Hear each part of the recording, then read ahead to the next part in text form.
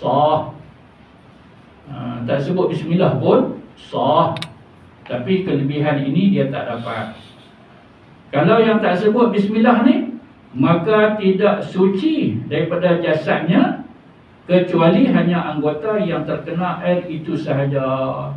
Kawasan tu saja yang bersih, yang tempat lain tak dibersihkan oleh Allah sebab dia tak sebut bismillah. Hebat tu bismillah. Hanya pendek saja berapa huruf bismillah, kita dapat kelebihan yang besar. Bahkan dianjurkan pada setiap keadaan. Setiap keadaan di tempat yang maksiat, tempat kotor ni tak usahlah kita sebut. Nak sebut pun sebut di hati kita, tapi dengan lidah maka sebutlah ketika mana pun. Nak naik kereta, naik motor, turun kereta, turun motor, apa nak buka baju, pakai baju ni semua bismillah. Hebat ni, power. Apa kelebihan bismillah cukup banyak. Kita cerita hari itu pun dah tak larat kira. Kelebihan bismillah berdasar kepada beberapa kisah. Ada kisah yang kerana dia amaikan bismillah, ulang berbisa bertukar jadi ketulan emas. Lagi apa lagi? Macam-macam lah. Barang yang suami dia ambil, lempak dalam telaga, tiba-tiba barang itu yang tak ada dah dekat tempat isteri dia simpan, tiba-tiba saya tarik penutup, tengok-tengok ada. Terkejut suami dia. Padahal barang tu suami dia dah ambil dah. Ambil, lempak dalam telaga. Allah utuskan malaikat, sambut, tak balik. Dia nak uji isteri dia. Hang sikit-sikit sebut bismillah, sudah aku nak perkena hang sekali. Dia sorok, suami dia tengok kat mana tempat yang dia sorok barang tu, ambil, buang dalam telaga. Lepas tu dia suruh isteri dia pergi ambil barang tu. Aku nak ambil balik yang aku bagi tak sayang, suruh simpan tu. Pergi kat tempat tu, selak-selak, tarik, bagi. Suami dia heran, tak sayang aku ambil buang dah. Macam mana ada pula kat situ? Sebab apa? Sebab setiap perbuatan isterinya dimulai dengan bismillah. Dia letak barang, bismillah. Dia tutup dengan kain, bismillah. Bismillah. Dia ambil barang tu daripada suami dia tadi pun bismillah. Apa pun bismillah. Allah nak tunjuk kelebihan bismillah ini sampai begitu banyak kisah-kisah menarik yang ada dalam khazanah Islam kita.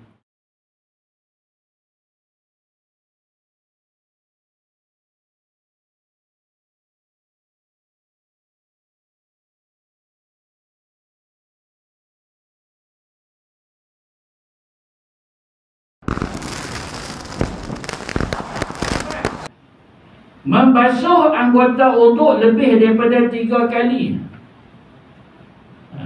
Jadi sebab itu, cermatlah, hati-hati, berwaspada, pelan-pelan, jangan duk tergopoh gapah. Dia buat contoh tadi tu, basuh muka tu, ayam turun daripada atas tu pelan-pelan, sapu keliling, bagi sempurna. Kalau kita buat kelang kabut kaduk-kaduk ni, sudah tentu tidak memendai dengan 3 kali. Masuk yang keempat, kelima, maka sudah ada pembaziran ketika itu, hukum dia makruh kalau sikit. Kalau yang yang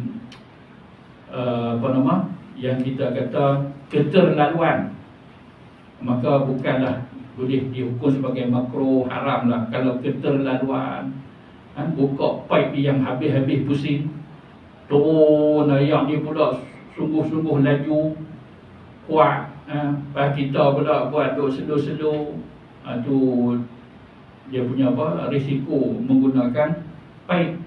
Eloklah pula kalau kita guna kolah, sebab ayam bertakung dalam tu. Kalau pipe ni berapa orang yang teliti, yang cermat, buka slow-slow, hidup uli muka dia, ayam tu keluar laju. Nak kata makruh ke macam tu? Tengok-tengok tiap-tiap bulan tu dia punya bil. Sedap kita guna. Kita orang ulang berapa ringgit. Ulang berapa ringgit. Padahal yang kita tak kat tabung surau ni macam-macam nak guna. Elektrik. Tak ada aircon nak pasang aircon. Padahal bagi berapa? Elektrik lagi. Elektrik maksudnya sekali dengan aircon tu dah berapa dah. Lagi dengan air. Lagi yang lain-lain. Minta orang nak khidmat cuci dan sebagainya bukan free tu. Semua berbayar. Baik. Yang tu yang keempat. Yang kelima, menggunakan air tanpa ada hajat, tetapi hanya semata-mata was-was. Dia layan was-was dia. Corah. Cedok buang air, basuh kaki macam tu punya duk simbah. Maka jangan. Hukum dia, sekira kalau pembaziran yang teruk itu bukan lagi makruh lah, haram.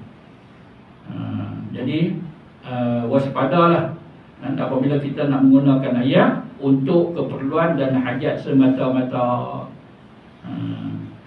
Ni umum lah ni. Kalau kata guna air, kan kata ketika nak berwuduk saja, umum. Tapi ke berwuduk pun ia juga. Kalau yang lain pun serupa, macam kita basuh motor, basuh kereta, ni tajuk air. Kalau nak buat macam tu, tajuk air. Basuh pinggan, dia begitu. Pinggan duduk kat mana? Lepas tu air dah buka siap dah. Buka sikit, ambil basah-basah. Lepas tu semua pinggan, cawan sebagainya tu kita dah basuh dengan apa, sabun dia. Nanti kita bilas, buka dah air, masa tu kita bilas. Dia begitu. Jangan ada langsung unsur pembaziran dalam penggunaan air. Tak kira ketika mana sekalipun, termasuk ketika kita berwuduk. Dan syaitan yang mengganggu seorang itu yang sedang berwuduk, nama syaitan itu walhan. Syaitan nama macam-macam. Tapi jangan duk mereka lah. Jangan duk mereka lebih pada ni. Kalau ada khunzub lah, atau khinzib. Satu lagi walhan. Lagi kalau ada, biarlah ianya ada dalil. Kalau tak ada, kata ini termasuk daripada gangguan jin. Begitulah. Jangan duk mereka macam-macam nama hantu. Tapi alam Melayu kita ni memang nampak banyak lah. Macam-macam nama tu ada. Lepas keluar lagi. Dulu ada berapa nama? Dah banyak lah. Banyak. Jadi dia beranak pinak tu, kita pembuh nama. Macam-macam nama. Hantu kapcai, hantu selfie. Dulu mana ada selfie? Alah dah ada. Tak lama kita pun tak tahu apa nama. Yang keenam, berwuduk dengan air musyammas. Air musyammas ni iaitu air yang terkena panas matahari di negeri yang panas, kategori negara yang panas. Negara atau negeri. Negeri itu kecil, negara lah yang panas. Maka kat sini kita kata apa dia? Malaysia kita bukan kategori negara yang panas. Kalau yang panas, kita boleh sebut iaitu kawasan Afrika, kawasan India, Pakistan, Bangladesh. Tu kawasan-kawasan yang macam tu, mereka ni adalah negara yang panas. Panas mereka lelu, tak macam kita. Ustaz, panas juga sini Ustaz. Panas ini berpeluh, kan? Panas ini berpeluh. Ada panas tempat negara panas tapi tak keluar peluh. Dia rasa panas je, tak selesa rasa panas sikit tapi tak keluar peluh. Seperti mana di Syria musim panas dia tak keluar peluh. Kalau belah kita ni pula dia cuaca lembap. Kalau rasa panas buka kipas selesai. Tapi kalau negara panas ni, kalau buka kipas rasa barang dia lagi teruk. biar tak buka kipas dah. Ini pengalaman juga saya ketika duduk di Pakistan. Musim panas dia, Allahu Akbar. Tak buka kipas, buka lagi panas. Buka lagi panas. Ustaz, tak ada bohong Ustaz. Mari saya beli Ustaz, kipas buka sejuk, anduk kat mana? Merepek cakap ni kita kadang ni. Orang kata belah-belah, dia kata kat rumah dia. Rumah dia dekat rumah kita. Contoh kan. Jadi maka air musyammas hukumnya adalah makruh. Tu macam mana? Biarlah dia sejuk. Biar dia sejuk sikit. Sebab apa? Sebab air panas yang sebegitu boleh merosakkan kulit, terjejas kesihatan kita. Yang ketujuh, berwuduk dengan menggunakan bijana-bijana daripada tembaga. Ianya juga bermaksud panas, kan? Ianya juga bermaksud panas. Maka yang ketujuh ni kenalah dengan kita, kan? Maka jangan berwuduk dengan air yang terasanya panas, tapi tak ada musyammas. Sebab negara kita bukan kategori negara yang panas. Jadi yang ketujuh iaitu air panas, kan? Panas tengah hari duduk dalam tangki. Tangki kita bukan tangki besi pun. Tangki kita besar lah. Tapi oleh kerana takungan, tadahan yang lama, tengah hari pula buka-buka, ya Allah, tunggu dulu sejuk. Kan? Atau ambil air yang dia jerang, duk panas tu, ambil semayang. Jangan buat. Jangan buat. Pasal apa? Pasal dia boleh membahayakan kesihatan kita. Biar dia sejuk dulu. Kalau Islam dia jaga kita supaya jangan terdedah dengan segala jenis kemudaratan. La darara wa la dirar. Jangan buat mudarat. Jangan biarkan diri kita dimudaratkan. Jangan campurkan diri kamu ke lembah kebinasaan. Jaga diri kita siap detik dan ketika. Maka yang tujuh ini hukumnya makruh ketika berwuduk berdasar kepada pemerhatian pengarang kitab ini atau penyusun kitab ini. Dia kata 7 perkara. Sekiranya kalau ada yang lain maka boleh ditambah, bukan 7 sahaja, bahkan lebih daripada 7. Tatkala mana kita berwuduk, maka jangan terlibat dengan 7 perkara dan lebih daripada 7 ini. Sekiranya ada penjelasan melalui kitab-kitab yang lain. Makruh jangan kita buat ketika berwuduk, kerana kita nak wuduk kita sempurna. Apa bezanya wuduk sempurna dengan tidak sempurna? Kat situ kita tahulah wuduk yang sempurna kelebihan dia banyak.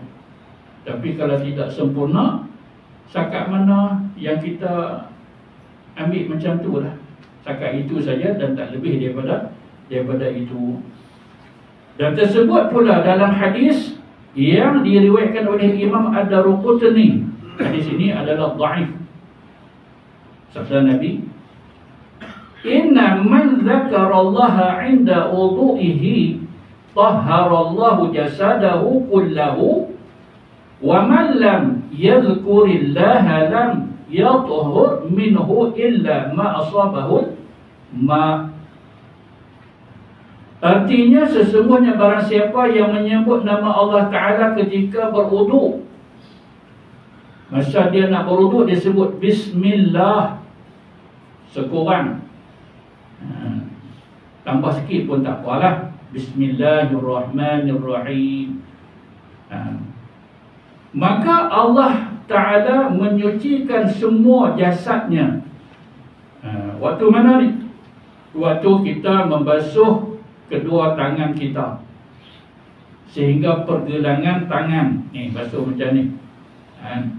Kalau polah, ambil air cedok, basuh di luar. Basuh di luar polah. Jangan duk masuk kedua tangan kita dalam polah, itu uli dalam tu. Keluar, basuh di luar. Kalau paip, nak luar mana? Dah kat luar dah ni batang pek. Pasal gitu nak buka basuh pelan-pelan. Bismillah. Tawadda'u. Bismillah. Nabi kata, hadis riwayat daripada Sayyidina Anas, maka Nabi kata, berwuduklah kamu semua, sebut Bismillah. Gitu kan.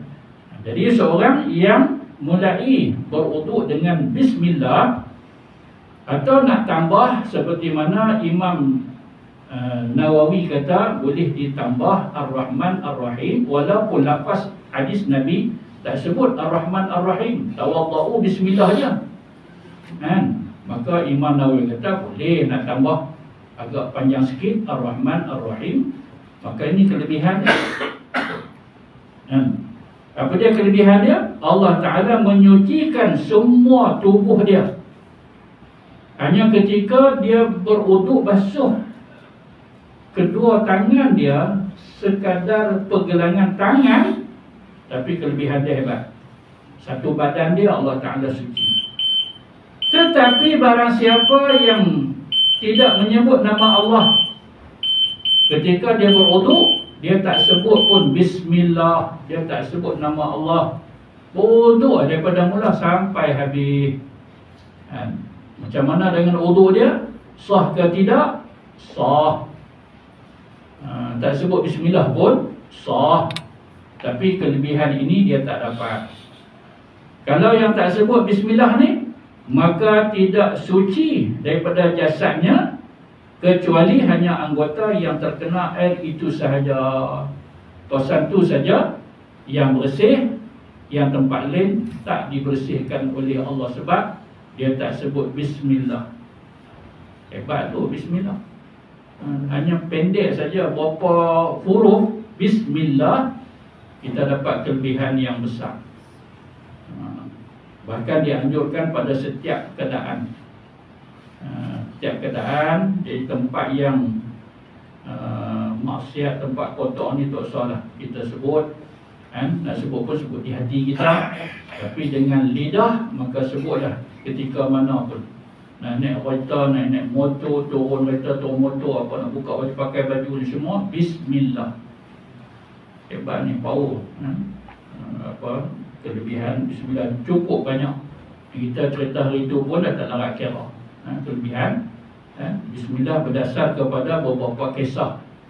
Ada kisah yang kerana dia amaikan Bismillah, ulang berbisa bertukar jadi ketulan emas. Lagi apa lagi? Macam-macam lah. Barang yang suami dia ambil, lempak dalam telaga, tiba-tiba barang itu yang tak ada dah dekat tempat isteri dia simpan, tiba-tiba saya tarik penutup, tengok-tengok ada. Terkejut suami dia. Padahal barang tu suami dia dah ambil lempak dalam telaga. Allah utuskan malaikat sambut, tak balik. Dia nak uji isteri dia. Sikit-sikit sebut Bismillah, sudah aku nak perkena hang sekali.